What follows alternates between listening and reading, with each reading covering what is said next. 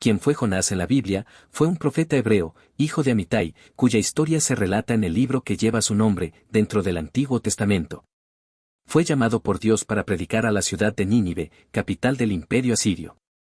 Sin embargo, desobedeció inicialmente la orden divina al huir en dirección opuesta, lo que provocó una serie de eventos milagrosos y profundos. Es conocido por haber sido tragado por un gran pez preparado por Dios, donde estuvo 3 días y 3 noches antes de ser liberado. Su historia transmite profundas lecciones sobre la misericordia de Dios, el arrepentimiento y la soberanía divina. ¿Qué significa el nombre Jonás? El nombre proviene del hebreo, que significa paloma. En la Biblia, la paloma es símbolo de paz, esperanza, y a veces del Espíritu Santo. En el caso de Jonás, su nombre contrasta con su conducta inicial de rebeldía, lo que podría implicar que su misión era llevar un mensaje de paz a una ciudad condenada. La paloma también aparece como mensajera, como en la historia del Arca de Noé. Donde se encuentra la historia de Jonás en la Biblia, la historia se encuentra en el libro de Jonás, uno de los 12 profetas menores del Antiguo Testamento. Consta de 4 capítulos que combinan narrativa y oración. Además, Jonás es mencionado en 2 Reyes 14 como profeta en tiempos del rey Jeroboam II y en los Evangelios, donde Jesús lo usa como símbolo de su propia muerte y resurrección. ¿Cuál fue la misión que Dios le encomendó? Dios ordenó que fuera a predicar contra la gran ciudad de Nínive, capital del imperio asirio, debido a la maldad de sus habitantes. La misión no solo implicaba proclamar juicio, sino también ofrecer una oportunidad de arrepentimiento. Nínive era conocida por su crueldad, idolatría y violencia, y para un israelita, predicar allí era impensable. Sin embargo, el propósito de Dios era mostrar su misericordia incluso a los enemigos de Israel. ¿Por qué huyó de la presencia de Dios? Jonás huyó porque no quería que Dios tuviera misericordia de Nínive. Como profeta israelita, sentía que los asirios, enemigos crueles de su pueblo, no merecían salvación. También temía que si los ninivitas se arrepentían, Dios los perdonara, lo que lo haría quedar como falso profeta ante su propio pueblo. Su huida revela su lucha interna entre su visión de justicia y la misericordia de Dios, así como una visión limitada del plan divino universal. ¿A dónde intentó huir? Intentó huir a Tarsis, una ciudad lejana que se cree estaba en la región de España, al extremo occidental del mundo conocido en aquel tiempo. Esto significaba lo opuesto geográficamente a Nínive, situada al noreste. Jonás bajó a Jope, un puerto del Mediterráneo, y abordó un barco rumbo a Tarsis, intentando escapar de la presencia de Jehová. Pero esto fue en vano, pues Dios es omnipresente y no hay lugar donde uno pueda huir de él. ¿Qué ocurrió durante el viaje a Tarsis? Dios envió una gran tempestad sobre el mar, poniendo en peligro a todos los tripulantes del barco. Los marineros, paganos, clamaron a sus dioses y echaron suertes para saber quién era el culpable. La suerte cayó sobre Jonás, quien confesó que huía de su Dios. A pesar de su resistencia inicial, los marineros lo arrojaron al mar y la tormenta cesó inmediatamente. Esto causó que los marineros temieran a Jehová, ofreciéndole sacrificios y votos, lo que sugiere que se convirtieron. ¿Qué pasó tras ser arrojado al mar? Dios había preparado un gran pez que lo tragó. Permaneció en su vientre 3 días y 3 noches. Este evento no solo fue milagroso sino simbólico. Representa una muerte simbólica seguida de una resurrección. Durante ese tiempo, Jonás reflexionó y se arrepintió de su desobediencia. Dios usó esta experiencia para transformar el corazón de Jonás y prepararlo para su verdadera misión. ¿Qué hizo dentro del gran pez? Oró a Dios desde el vientre del pez. Su oración, poética y profundamente espiritual, es un salmo de gratitud, arrepentimiento y alabanza. Reconoció que fue Dios quien lo salvó del abismo y prometió obedecerle. Esta oración muestra que incluso en lo más profundo del sufrimiento, la comunicación con Dios es posible. Es una expresión de fe en medio de la aflicción. ¿Qué hizo Dios tras la oración? Dios habló al pez, y éste vomitó al profeta en tierra firme. Esto marca un nuevo comienzo para el profeta. Dios le da una segunda oportunidad para cumplir su misión. Es una muestra de la gracia divina, que no desecha a quienes han fallado, sino que los restaura y los usa nuevamente para sus propósitos sagrados. ¿Qué sucedió cuando Jonás finalmente fue a Nínive? Después de ser liberado del pez, Dios habló de nuevo y le repitió la orden de ir a Nínive. Esta vez obedeció. Al llegar, proclamó un mensaje contundente: de aquí a 40 días Nínive será destruida. La reacción fue sorprendente, desde el rey hasta el más humilde, todos creyeron en Dios, proclamaron ayuno, se vistieron de cilicio, ropa de penitencia, y se arrepintieron de su maldad. Esta respuesta colectiva y sincera hizo que Dios se compadeciera y no ejecutara el castigo. Como respondió Dios al arrepentimiento de Nínive, Dios vio las acciones de los ninivitas, su genuino cambio de conducta y su humildad. Por ello, decidió no destruir la ciudad, manifestando su gran misericordia. Este acto revela que Dios no se complace en la muerte del impío, sino que desea su conversión. La compasión divina fue más poderosa que el juicio esperado, subrayando el amor incondicional de Dios por todas las naciones. Como reaccionó al ver que Dios perdonó a Nínive, lejos de alegrarse por la salvación de miles de personas, se enojó profundamente. Expresó su molestia ante Dios, diciendo que por eso no quería ir desde el principio, porque sabía que Dios era compasivo y perdonador. Jonás prefería ver justicia, castigo, antes que misericordia, mostrando una actitud egoísta y nacionalista. Su reacción refleja una lucha interna entre el profeta y el corazón de Dios. ¿Qué hizo después de que Dios perdonara a Nínive? Salió de la ciudad y se sentó al oriente de Nínive, esperando para ver si acaso Dios cambiaría de parecer y la destruiría. Hizo una enramada para protegerse del sol y observó desde la distancia. Aún abrigaba la esperanza de que su mensaje profético terminara en juicio y no en perdón. Este acto revela su dificultad para aceptar que el propósito final de la profecía es transformar, no condenar. ¿Qué hizo Dios para enseñar una lección? Dios hizo crecer una planta, probablemente una calabacera, que dio sombra al profeta y le proporcionó alivio del sol. Al día siguiente, Dios envió un gusano que la destruyó, y luego un viento caliente que incomodó a Jonás. El profeta se sintió tan frustrado que deseó la muerte. Entonces Dios le explicó que si él tenía compasión por una planta que no había cultivado, ¿cómo no tendría Dios compasión por una ciudad entera?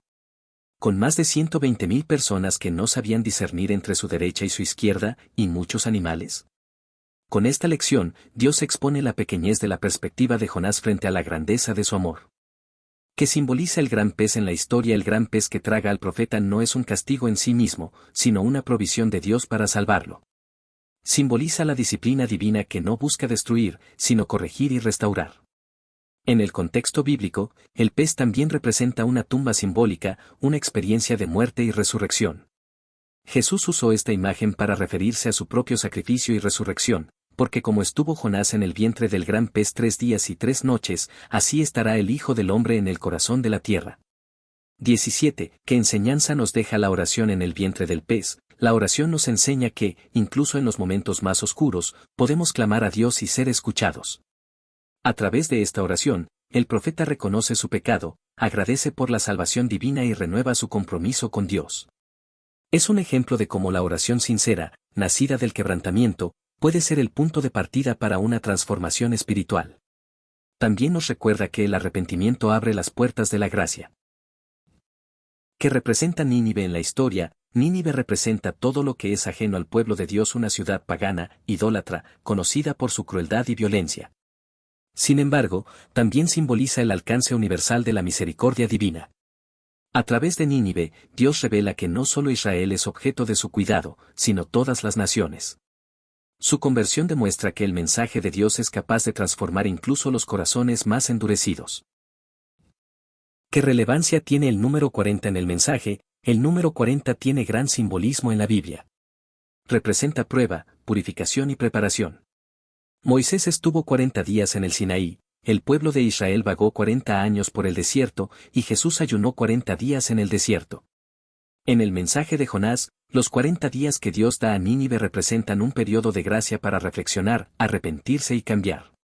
Muestra que Dios no ejecuta juicio sin antes ofrecer tiempo para la conversión. ¿Qué impacto tuvo el mensaje en los habitantes de Nínive? El impacto fue profundo e inmediato. La ciudad entera respondió con fe y arrepentimiento. El rey mismo decretó ayuno para personas y animales, ordenó vestirse de cilicio y clamar a Dios con fuerza. Este acto colectivo no fue superficial, sino una muestra de humildad y transformación interior. El hecho de que toda una sociedad pagana respondiera así, destaca la potencia del mensaje divino cuando es proclamado con sinceridad. ¿Qué enseñanza moral se desprende del enojo? El enojo revela un corazón endurecido, que valora más la justicia retributiva que la misericordia divina. Su actitud demuestra que incluso los siervos de Dios pueden albergar resentimientos, nacionalismo o falta de empatía. La enseñanza moral principal es que debemos alinearnos con el corazón de Dios, quien desea salvar, perdonar y restaurar incluso a los peores pecadores. Jonás nos invita a examinar si nuestras actitudes reflejan el amor de Dios o simplemente nuestros prejuicios. ¿Qué papel juegan los marineros en la historia? Los marineros representan a los paganos que, a pesar de no conocer al Dios de Israel, muestran temor, respeto y apertura espiritual. Su actitud contrasta con la desobediencia de Jonás. Cuando ven el poder de Dios manifestado en la tormenta y luego en la calma tras arrojar a Jonás al mar, reconocen a Jehová como el verdadero Dios y le rinden culto. Son ejemplo de cómo Dios puede revelarse incluso en contextos inesperados. ¿Por qué es importante el arrepentimiento colectivo de Nínive, el arrepentimiento de toda una ciudad, incluyendo a sus gobernantes? Muestra que el cambio social comienza por el reconocimiento del pecado y una disposición sincera al cambio. Esta respuesta colectiva demuestra que la fe no es solo un acto individual, sino también comunitario. Además, evidencia que Dios está atento a la transformación real y no a simples palabras vacías.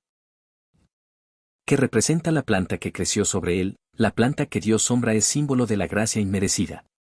Dios la hace crecer para consolar al profeta, pero también para usarla como herramienta didáctica. Cuando la planta muere, Jonás se enoja más por la pérdida de su comodidad que por la posible destrucción de Nínive. Esto revela su egoísmo y falta de compasión. Dios usa este ejemplo para confrontarlo con su visión limitada. ¿Cómo finaliza el libro y qué significa ese final? El libro termina con una pregunta abierta que Dios le hace: ¿y no tendré yo piedad de Nínive? Este final sin respuesta explícita invita al lector a reflexionar sobre la compasión divina y sobre su propia actitud frente al perdón. Es una llamada a revisar el corazón humano frente al carácter misericordioso de Dios. El silencio de Jonás es una puerta abierta a nuestra propia respuesta. ¿Qué relevancia tiene el libro en el contexto del Antiguo Testamento? El libro rompe con el esquema tradicional del profeta que solo habla a Israel. Aquí, el mensaje es dirigido a una nación extranjera. Esto anticipa la visión universal del Evangelio y demuestra que desde el Antiguo Testamento, Dios ya revelaba su amor por todos los pueblos. También es uno de los pocos libros proféticos que se centra más en la experiencia del profeta que en su mensaje. ¿Qué relación hay del libro y Jesús en el Nuevo Testamento? Jesús menciona como señal profética. Así como Jonás estuvo 3 días en el vientre del pez, Jesús estaría 3 días en el sepulcro antes de resucitar. Además, Jesús compara la respuesta de los ninivitas con la incredulidad de su propia generación. De este modo, se convierte en una figura profética que apunta hacia la muerte, sepultura y victoria de Cristo. Como se manifiesta la soberanía de Dios en el libro, Dios muestra su soberanía en cada aspecto de la historia: controla el mar, la tormenta, el gran pez, la planta, el gusano y el viento. También guía los corazones, desde los marineros hasta el rey de Nínive. Esta soberanía no es tiránica, sino paternal y pedagógica. Dios utiliza cada elemento para revelar su voluntad y corregir a su siervo. ¿Qué mensaje deja el libro para los líderes religiosos? El libro confronta a los líderes espirituales que predican juicio, pero no desean la redención de los perdidos. Tenía un mensaje profético, pero le faltaba el corazón compasivo de Dios. Esto recuerda que la vocación profética y ministerial debe estar llena de gracia, humildad y deseo de restauración, no solo de corrección. ¿Qué enseñanza sobre la gracia encontramos en el libro? La gracia de Dios aparece en todas partes, en su paciencia con Jonás, en su salvación de los marineros, en su perdón a Nínive, y en su esfuerzo por enseñar al profeta. Esta gracia es inmerecida, sorprendente y profundamente transformadora. Nos recuerda que Dios ama sin fronteras y ofrece segundas oportunidades tanto a los pecadores como a los siervos rebeldes. ¿Qué nos enseña la historia sobre la obediencia a Dios? La historia muestra que la obediencia a Dios no debe ser parcial ni condicional. Aunque Jonás finalmente obedece, lo hace de mala gana, sin compartir el corazón de Dios. La verdadera obediencia es aquella que va acompañada de disposición interior, comprensión del propósito divino y amor por aquellos a quienes Dios quiere alcanzar. Obedecer sin amor puede llevarnos a cumplir con la letra, pero fallar en el espíritu. ¿Qué papel juega el arrepentimiento personal en la historia? El arrepentimiento en el vientre del pez marca un punto de inflexión en su vida. Reconoce que ha huido de Dios y promete cumplir su misión. Sin embargo, su arrepentimiento es incompleto, ya que sigue luchando contra la misericordia divina hacia Nínive. Esto nos enseña que el arrepentimiento no solo es confesar errores, sino también transformar la mente y el corazón para alinearse con el carácter de Dios. Como responde Dios al carácter contradictorio, Dios no castiga duramente por sus contradicciones, sino que lo trata con paciencia, enseñándole a través de experiencias. El Señor utiliza la naturaleza, el pez, la planta, el gusano, el viento, para hacerle ver sus errores. Esto revela que Dios no solo desea obediencia externa, sino la transformación interna de sus siervos.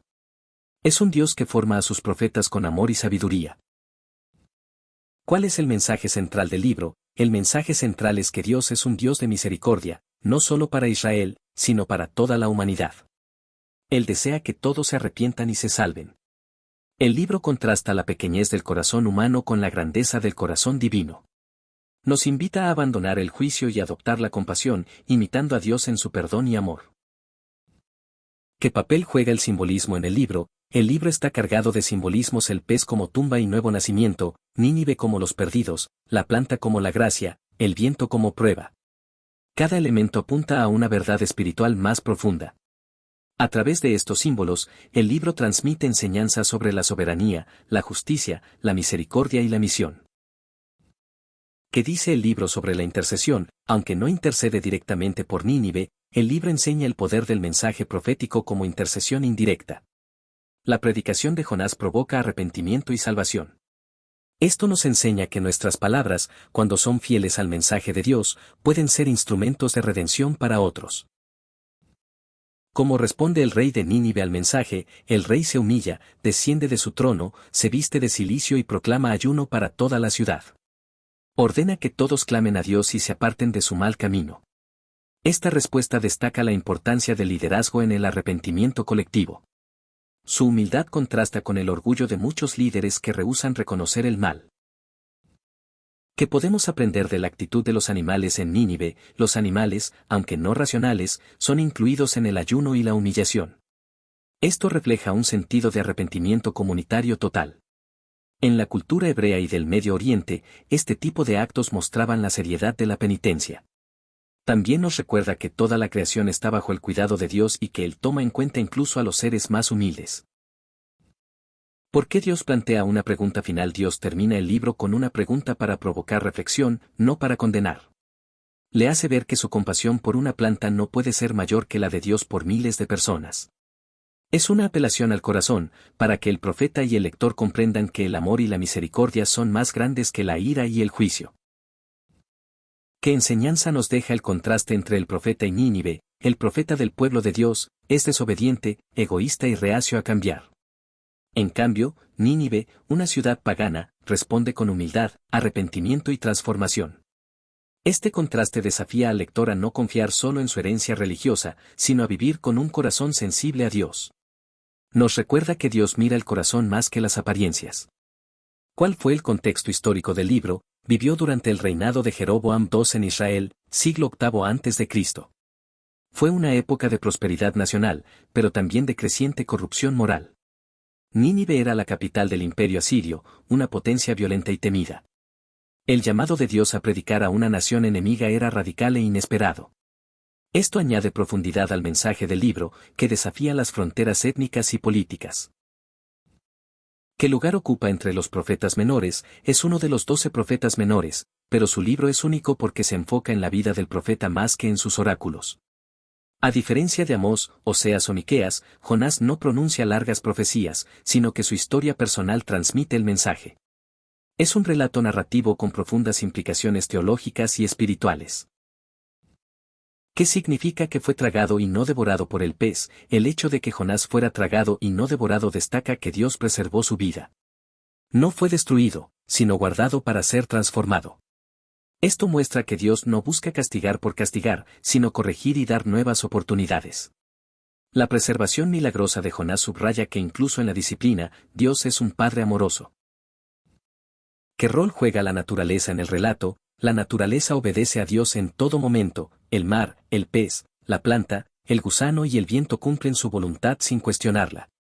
En contraste, Jonás, el ser humano, desobedece. Este contraste enfatiza la soberanía divina y la resistencia humana. Nos recuerda que la creación entera está sujeta al Creador y que nosotros debemos aprender de esa obediencia. Que revela el libro sobre el carácter de Dios. Dios se revela como misericordioso, paciente, justo y pedagógico. Es lento para la ira, grande en amor y dispuesto a perdonar. No se complace en la destrucción, sino en la restauración. Su trato con Jonás, con los marineros y con Nínive revela su deseo de salvar, no de castigar. Cómo se relaciona el libro de Jonás con la misión cristiana, anticipa la misión a los gentiles. Jesús lo menciona como ejemplo, y la iglesia primitiva vio en él un modelo para llevar el evangelio a todas las naciones. La historia de Jonás enseña que el mensaje de Dios debe ir más allá de nuestras fronteras culturales, religiosas y personales. Invita a los creyentes a salir de su zona de confort. Porque el libro sigue siendo relevante hoy, porque trata temas universales: la obediencia, la misericordia, la soberanía de Dios, el racismo, el nacionalismo, el perdón y la necesidad de misión. Hoy, como en tiempos de Jonás, Dios llama a sus hijos a llevar su mensaje a lugares difíciles, a personas distintas, y a hacerlo con un corazón compasivo. Su mensaje trasciende el tiempo. ¿Qué papel juega la compasión en todo el libro? La compasión es el hilo conductor de la historia. Dios tiene compasión por los marineros, por Nínive, por los animales. En contraste, Jonás carece de compasión. El libro nos confronta y nos desafía a imitar el corazón compasivo de Dios. No se trata solo de proclamar verdad, sino de hacerlo con amor. ¿Qué nos enseña el libro sobre el perdón? Nos enseña que el perdón de Dios está disponible para todos los que se arrepienten, incluso para los más impíos. También nos recuerda que debemos perdonar a otros como hemos sido perdonados. El resentimiento de Jonás es una advertencia contra el legalismo y el orgullo espiritual. El perdón libera tanto al que lo recibe como al que lo da. ¿Cuál es el legado espiritual para nosotros hoy? El legado es una llamada a reflexionar sobre nuestro propio corazón. ¿Estamos dispuestos a obedecer aunque no entendamos?